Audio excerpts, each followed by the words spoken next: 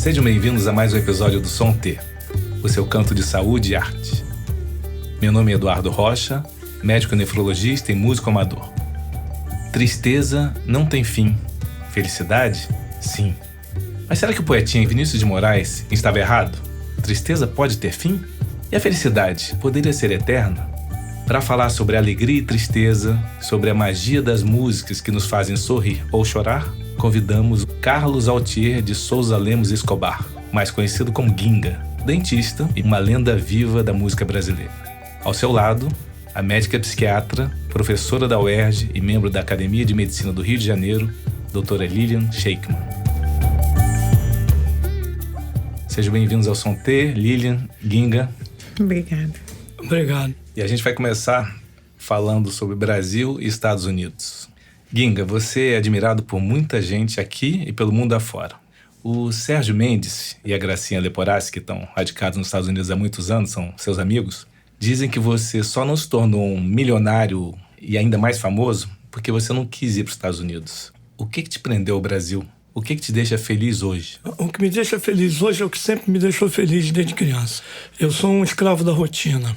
Eu sem rotina não sou eu. Seria uma outra pessoa. Eu tenho que ir de vez em quando no subúrbio para comer um pastel de camarão lá em Vila Valqueire, ver a casa onde eu cresci. Eu acho que eu não conseguiria viver fora do Brasil por isso. Por exemplo, eu agora não consigo mais jogar futebol, assim, digamos, né? Ter uma participação efetiva. Mas o fato de eu entrar no campo, encontrar vocês, abraçar vocês e receber uma bola do goleiro, diz que eu tô vivo. E eu acho que isso é mais importante, você saber que você tá lúcido, que apesar do corpo já não responder como antes, mas que a tua alma está sendo alimentada diariamente. E minha alma é alimentada de Brasil. Eu preciso estar com meus pés também no passado para que eu possa projetar o meu provável futuro. Maravilha. E para os ouvintes que nunca viram o Ginga jogar bola, eu posso garantir que ele joga bem. Pô, obrigado. Você é mentiroso, mesmo. Lilian, e você que se formou médica no Brasil na nossa turma de UFRJ em 1986, fez pós-graduação nos Estados Unidos, trabalhou por um período lá como psiquiatra e retornou ao Rio para cuidar das cabeças brasileiras. Diz pra gente, ser psiquiatra no Brasil é muito diferente dos Estados Unidos? E, além disso, ainda tem muita gente com preconceito de se tratar como psiquiatra? Então, é diferente, sim. Lá eu fiz duas coisas, né? Eu fui professora da universidade e fiz consultório. Então, assim, o meio acadêmico é sempre um meio difícil, mas é, de fato, diferente lá. Eu acho até mais saudável do que aqui. Por que mais saudável? Lá, mesmo sendo brasileira, né, com um certo preconceito com isso, mesmo assim, as portas se abrem mais quando você está fazendo as coisas seriamente, buscando e tudo. Você acha que tem mais oportunidade eu acho que tem mais nos Estados Unidos? Eu acho que tem mais oportunidade, tem uma abertura maior para quem está fazendo as coisas, uma oportunidade de crescimento. E o preconceito lá com relação a aceitar a necessidade dos pacientes de procurar um psiquiatra, isso existe tanto quanto aqui? É igual? Eu acho que esse preconceito, assim, infelizmente ainda existe. Está melhorando, sem dúvida nenhuma. Eu acho que o estigma está diminuindo. A gente está tendo uma mudança muito bem-vinda em relação a isso, né? Mais pessoas estão dizendo, e principalmente as pessoas mais jovens. Está falando mais, que vai ao psiquiatra, sem medo de falar e sem achar que isso diminui, né? Em relação ao pessoal na nossa faixa, ainda tem muito preconceito. Isso precisa mudar. Eu acho que lá isso é mais falado do que aqui. Aqui a gente ainda precisa falar mais. Falar mais sobre depressão, sobre transtorno bipolar, qualquer tipo de quadro psiquiátrico, né? Sobre ansiedade, pânico. A gente precisa falar disso livremente. Eu acho que ainda se fala muito pouco, eu acho que ainda se aceita pouco. E embora isso esteja mudando, falta um bocado. Agora, Ginga, como é que é a tua relação com os parceiros de música? Em geral, você faz a música, eles fazem a letra. Como é que você procura os teus parceiros? Imagina até que hoje em dia é o contrário, né? Os parceiros que te procuram para compor uma música. Minha vida foi feita de encontros mesmo. Eu não posso dizer que sou amigo dos meus parceiros, não. Não posso dizer isso. Infelizmente, não posso dizer isso. Todos ótimas pessoas. Você chegou a brigar com algum? Briguei com alguns. Também não é difícil brigar comigo, eu não sou um cara fácil, não.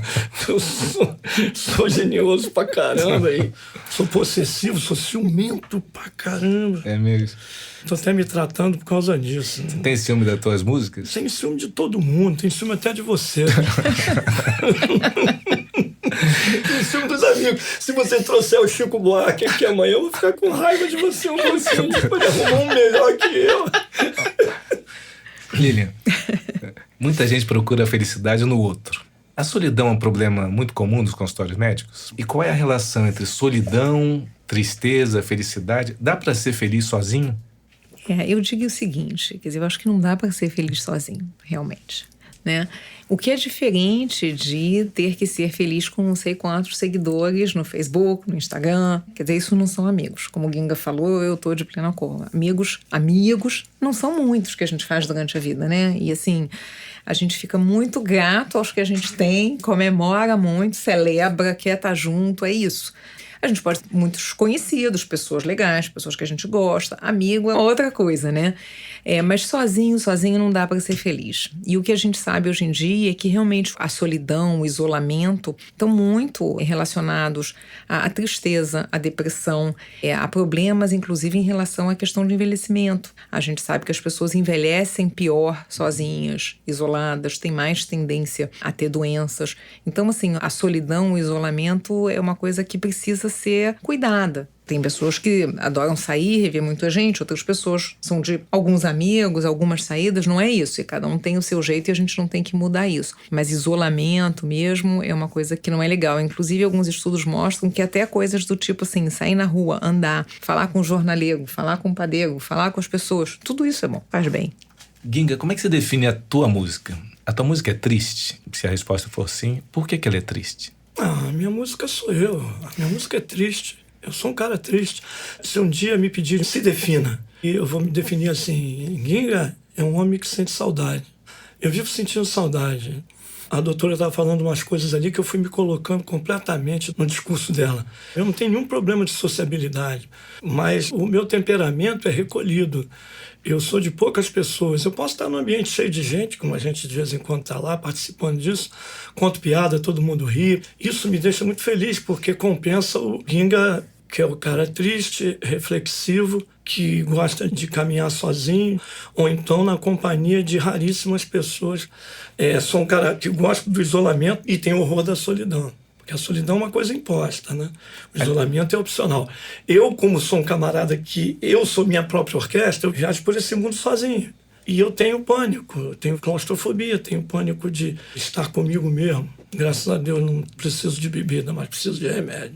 Não é uma coisa engraçada, porque realmente precisar de remédio é algo que cada vez mais as pessoas têm se dado conta, e isso não é vergonha nenhuma, pelo contrário. Mas voltando a falar da música e a dissociação entre a pessoa e a obra, o que faz uma música ser considerada triste? Uma coisa que, assim, a grosso modo, se define na música. As músicas tristes são em modo menor, um acorde triste. Aí você vai e topa com o Tom Jobim. Aí o cara faz isso aqui.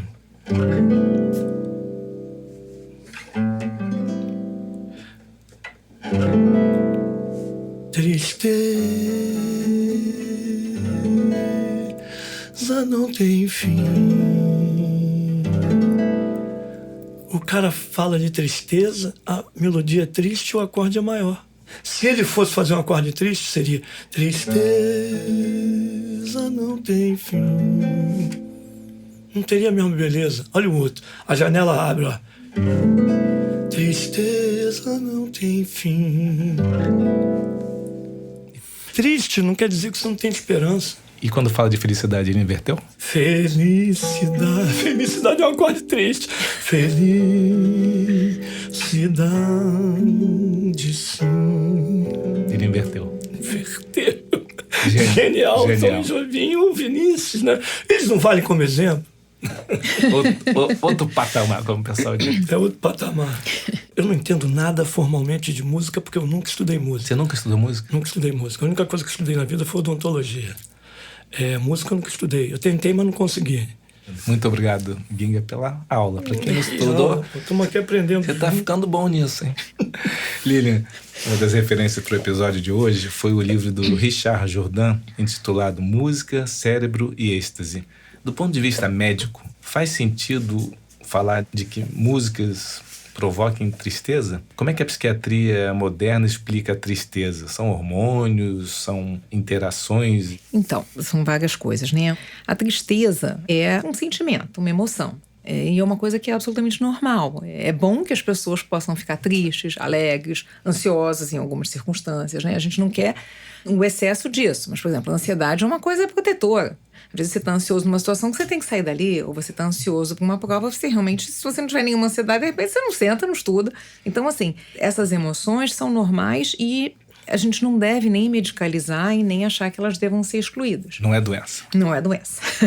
Tristeza. Não é doença, não vamos passar a medicar, a dar um remédio para a pessoa que está triste com uma situação que é para ficar. Pelo contrário, se a pessoa tem, na verdade, o que a gente chama de um afeto inadequado, acontecer uma coisa muito triste e a pessoa está alegre, é uma inadequação do afeto. Isso sim a gente tem que tentar entender. Está desproporcional, está fora do contexto. Por que essa pessoa está alegre nessa situação?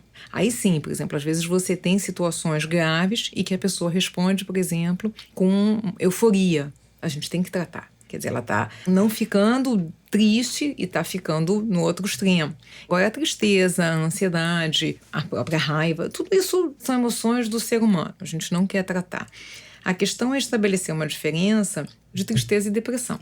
Então, o que acontece? A depressão, ela tem esse humor triste, né? Essa emoção da tristeza, isso está presente. Mas, na verdade, não é só isso. Tem uma dificuldade, uma incapacidade, uma impossibilidade de sentir prazer com coisas. Passa do ponto. A depressão, ela também está associada a alterações cognitivas. Então, por exemplo, o pensamento costuma ficar mais lentificado. Isso na depressão que a gente chama de depressão maior, tá? Tem vários tipos de depressão, isso. Exatamente. Mas antes de entrar nos tipos de depressão, eu tenho certeza que muitos ouvintes têm dúvida, naqueles momentos de tristeza, o quanto que é aceitável e quando que a gente deve procurar uma ajuda médica. Nesse sentido, a psiquiatria tem um ponto de corte, assim, a partir daqui é doença e antes disso não é. Como é que explica pra gente? Isso é interessante, essa pergunta, porque é importante mesmo, né? Tem muita gente que, assim, desqualifica a psiquiatria no sentido de achar que, poxa, tá medicando, não precisa, a pessoa podia ficar bem sozinha, pra que medicar, né? Porque, na verdade, são variações do normal mesmo. Tristeza, alegria, a pessoa ficar assustada, fica ansiosa. São variações do normal. Mas a gente tem um certo ponto de corte. Ele não é assim absoluto, mas existe um limiar, digamos. E tem um exame, tem um teste? O exame, na verdade, é um exame que a gente chama de exame psíquico. A gente não tem, para a maioria das doenças psiquiátricas, no momento a gente não tem assim, um exame de sangue que você vê como é que está a glicose, que você Nem vê de como imagem. é que está. Não tem.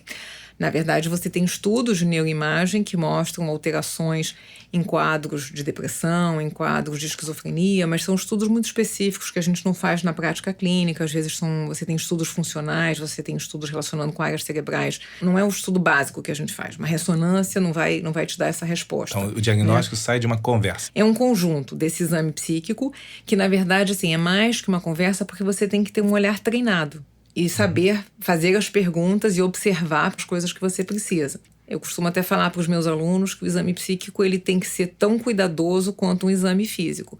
Você sai dali, você escreve tudo que você observou, com detalhes, com minúcia, e alguém que vai ler vai poder entender ou se relacionar com aquilo que você observou. Não é só o que você achou daquilo. Só que além desse exame psíquico, você vai usar outras coisas para fazer um diagnóstico. Você tem também a história de vida da pessoa, tem também o que ela está vivendo naquele momento, como é que isso começou, há quanto tempo isso está acontecendo, como evoluiu. A gente sempre vê a história familiar também, porque tem vários componentes que entram nisso. Agora, sim, na depressão maior, você também tem alterações cognitivas. A pessoa tem uma dificuldade de concentração, a pessoa tem muitas vezes o pensamento um pouco mais lento, é mais difícil estudar, é mais difícil trabalhar, é frequente ter alterações de apetite, alterações de sono. Algumas pessoas dormem muito quando estão deprimidas, outras dormem menos e tem um tipo de insônia. É realmente um conjunto de coisas. Teria que ter pelo menos 2 semanas dessa alteração. Uma coisa assim, a classificação americana e tal. Sendo que é claro que se é uma coisa muito grave, eventualmente você vai rever esse critério de tempo.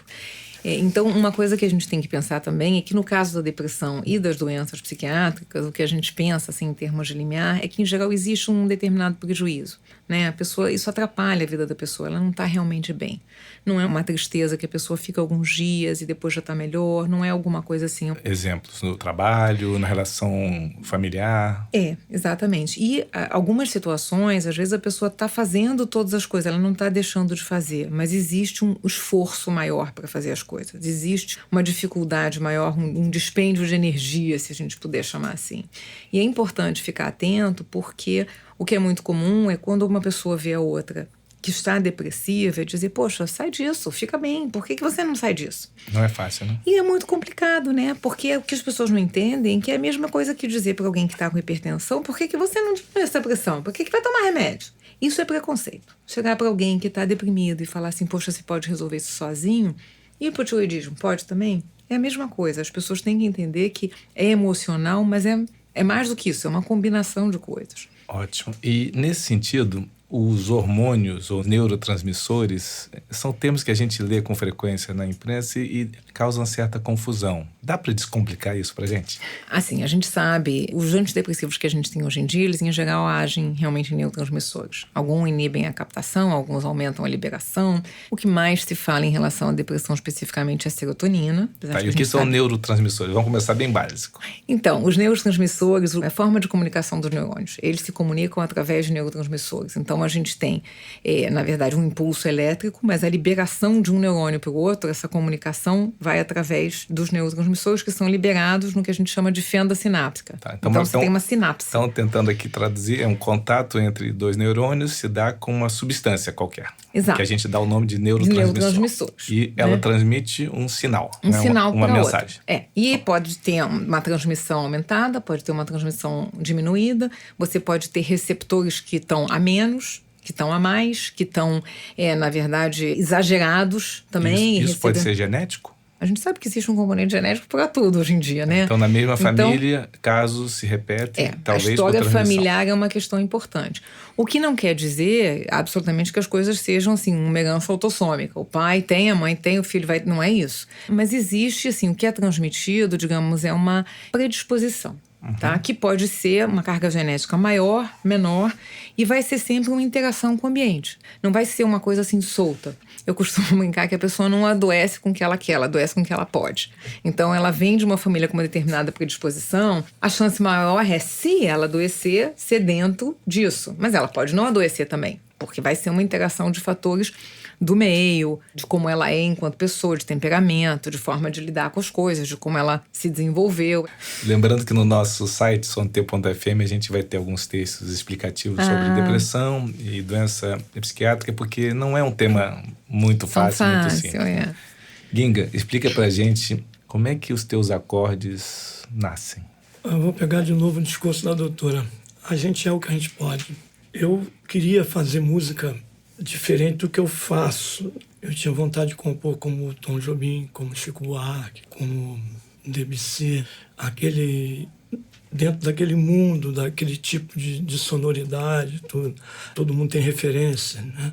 Essa ilusão de que está inventando alguma coisa é necessária, porque se você ficar muito cético ou filosófico, sei lá, ou quiser pisar muito no chão, você acaba não fazendo nada, né? Então você precisa de ilusões. 24 horas do dia eu sou Ginga normal, cheio de limitações. De vez em quando vem uma faísca. Eu acredito em inspiração, acredito que você de vez em quando se comunica com alguma coisa. Eu sei lá se a minha sinapse está boa naquele momento. Eu não sei se você ainda faz isso, que antes de entrar no show, você tomava remédio para se acalmar, Tomei etc. muito tempo frontal. Porque eu tinha pânico no palco e me dava vontade de ir embora para casa. Eu não queria mais ficar ali. Eu ia ficando com ódio do palco e precisava do palco para sobreviver, pagar meu dinheiro. E uma vez eu estava num show, isso há uns 30 anos atrás, eu e Fátima Guedes. Quando terminou o show, ela falou: Ginga, você pulou várias músicas, você alterou a ordem do show, blá, blá, blá. Estava muito nervoso e não percebi que tinha feito esse tipo de coisa. E olha só o que aconteceu. Uma pessoa que estava no público, um médico, um neurologista, percebeu a alteração em mim. Ele aí foi no camarim, falou que adorou o show, blá, blá, blá, blá, blá, e num determinado momento ele me deu o cartão dele e disse: Ginga, eu posso te ajudar muito. Se você estiver disposto, eu posso te ajudar. Ele falou assim para mim, entende o que eu estou te dizendo? Eu posso te ajudar. E te ajudou? E você está precisando de ajuda. É um dos meus poucos amigos, o Ricardo de Oliveira. Grande neurologista. Então, eu passei a tomar um remédio que ele me indicou. Posso falar o nome? Claro, pode. Passei a tomar o Frontal. E o Frontal me viabilizava, tirava essa ansiedade excessiva. Uma vez eu estava em Córdoba, na Espanha, eu ia tocar num festival de violão. Porra, veja você, coisa mais horrível para mim é ter que solar no palco. Eu sou solista, mas não tenho alma de solista. Eu gosto de acompanhar, não gosto de solar. Mas um festival de violão você tem que solar. Até uns 5 anos atrás eu só tocava com Frontal na cabeça. Aí um dia eu disse, sabe uma coisa, eu tô velho. Já conquistei o coração de algumas pessoas. Tem gente que me ama e essas pessoas vão ao show. Vou tocar para quem me ama. Sabe de uma coisa? Não vou tomar, não. Aí passei a não tomar e me habituei a tocar sem o Frontal. Hoje em dia eu toco sem remédio nenhum. Que bom. E o Frontal, ele me dava uma percepção do tempo um pouco diferente. As pessoas que tocavam comigo diziam, Guinga, você está puxando os andamentos muito lentamente. E eu não percebia que estava lento. Pode acontecer isso, doutor? Uhum. E a tua música mudou? Não, minha música não mudou, não. Continua a mesma merda. Lilian, fala um pouquinho sobre, embora o Guinga não tenha dado esse nome, mas existe o problema da automedicação. Uhum. E que na área da psiquiatria, justamente em função da vergonha ou a dificuldade de procurar um especialista, as pessoas tomam aquilo que elas ouviram dizer que faz bem. Hoje a gente sabe que a medicina evoluiu muito, a farmacologia, e nós temos remédios mais específicos para doenças mais bem diagnosticadas. Isso que você está falando é uma coisa muito importante, né? Existe a automedicação de uma forma geral, mas na psiquiatria em particular. Todo mundo acha que sabe alguma coisa. Não, já tomei isso, gostei, ficou bom, toma também, né? É aquela coisa assim, mas as pessoas tomou, né? se sentem com esse direito de poder sair medicando nessa parte de ansiedade, depressão, insônia. Insônia, então, nossa, nem se fala. E o que a gente vê também é a questão do estigma em relação ao psiquiatra. A pessoa prefere tomar um remedinho do que ver o que ela realmente tem. Isso é um grande problema. Porque existe o diagnóstico psiquiátrico, o que a gente deve passar para cada doença é diferente. Nem toda depressão tem que ser tratada com antidepressivo, por exemplo. Nem toda insônia deve ser tratada com remédio para dormir. Muitas vezes a gente tem que avaliar o que está por trás disso, qual é o diagnóstico, a partir do diagnóstico, qual é o tratamento adequado. Então, essa automedicação é realmente um desserviço, mesmo que dê um alívio para a pessoa, mesmo que ajude temporariamente. Isso é uma coisa muito séria, muito ruim. E o que chama atenção, a gente até teve um tempo atrás uma capa da Veja com Rivotril, né? Porque tanta gente toma Rivotril. O que eu acho engraçado é que as pessoas finalmente chegam ao consultório, quando chegam, porque acham que estão precisando de uma avaliação, e tem um preconceito enorme em relação a tomar alguma coisa, mas tomam Rivotril. Gente, por quê? Já tomam um remédio, né? Já tomam um remédio que não foi correto, que muitas vezes é um remédio que tem muito mais questões do que o que estaria indicado, mas a pessoa acha que não. O remédio prescrito aí não. Tem uma dúvida em relação a uma doença que tem sido diagnosticada com frequência e confundida com depressão, que é o transtorno bipolar ou transtorno do humor. Quer explicar pra gente o que é isso e o porquê dessa confusão? Uhum. A gente, de fato, vê muito diagnóstico errado. E muitas vezes não é nem o diagnóstico, porque hoje em dia o antidepressivo é prescrito por todos os médicos. Assim, não é uma coisa que necessariamente a pessoa vai ao psiquiatra para tratar de uma depressão. É muito comum, tá no clínico, tá no gineco, tá não sei o quê. Em algum lugar a pessoa está e diz que está triste e acaba saindo dali com antidepressivo. Só que, de fato, uma depressão, por exemplo, de transtorno bipolar, não deveria ser tratada assim. E muitas vezes, para alguém que não vai fazer esse exame tão minucioso, não dá para falar a diferença. Só porque a pessoa diz que está triste ou porque está com sintomas de depressão. São coisas que aí entra o exame psíquico, você tem que examinar com muito cuidado para perceber essas diferenças que às vezes vão estar em relação ao pensamento, às vezes vão estar em relação à questão da variação de humor. A história pessoal é muito importante. A gente não pode considerar mais como aquela pessoa que tem mania e depressão, então ela é bipolar. Não é isso. Se a gente for diagnosticar dessa forma, a gente vai diagnosticar poucas pessoas, vai deixar de fora todo um espectro da bipolaridade. Vai ficar tratando com antidepressivo erradamente. Não é o tratamento. Não é o tratamento correto, muitas vezes nem ajuda. Então, assim, tem toda uma série de consequências desse tratamento errado, né? Então, é bem importante fazer esse diagnóstico. Então, a gente poderia dizer que, como em todas as áreas da medicina, um bom diagnóstico é fundamental para a gente orientar um bom tratamento. É essencial. Eu vou te pedir, Ginga, pra tocar uma música pra gente. Pode ser triste. Pode ser triste.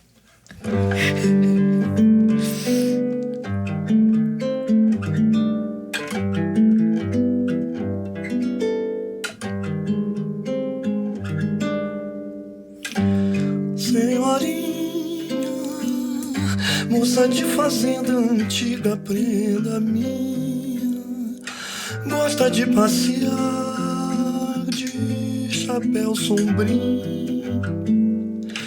como quem fugiu de uma modinha.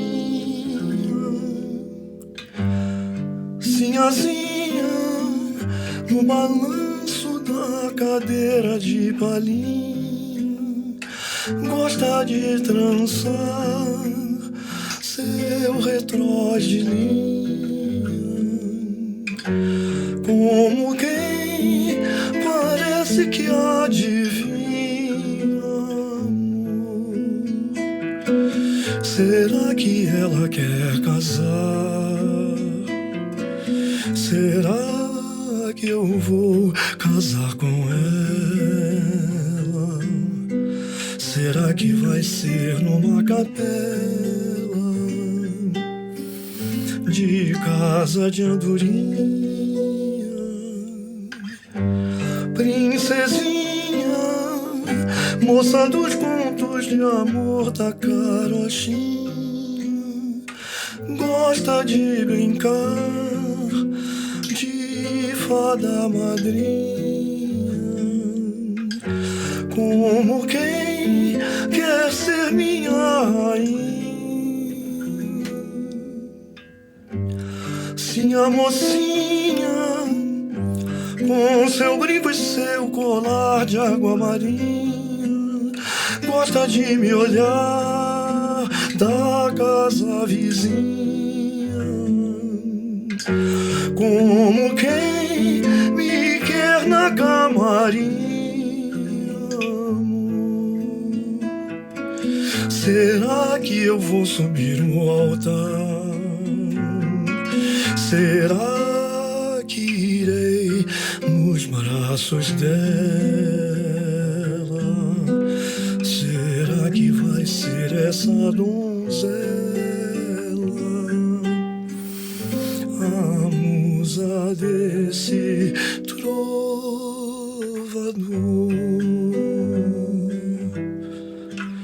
Oh, prenda minha, oh, meu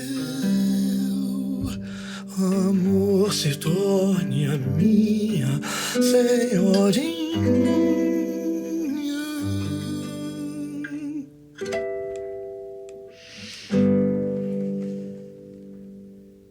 Que lindo, Ginga. Muito obrigado. Muito obrigado. Que a gente vai ter que encerrar o nosso episódio. O episódio de hoje, que foi intitulado Tristeza Tem Fim. Lembrando que no nosso site somt.fm você poderá encontrar as fotos da gravação, foto do Ginga, foto da Lilian, além dos links para os principais tocadores de podcast e a playlist com músicas do Ginga e outras melodias que falam de tristeza e alegria. É isso. Bom, esse foi o nosso episódio Tristeza Tem Fim. Lembrando que dentro de 15 dias a gente volta em mais um episódio de Som T, o seu canto de saúde e arte. Someday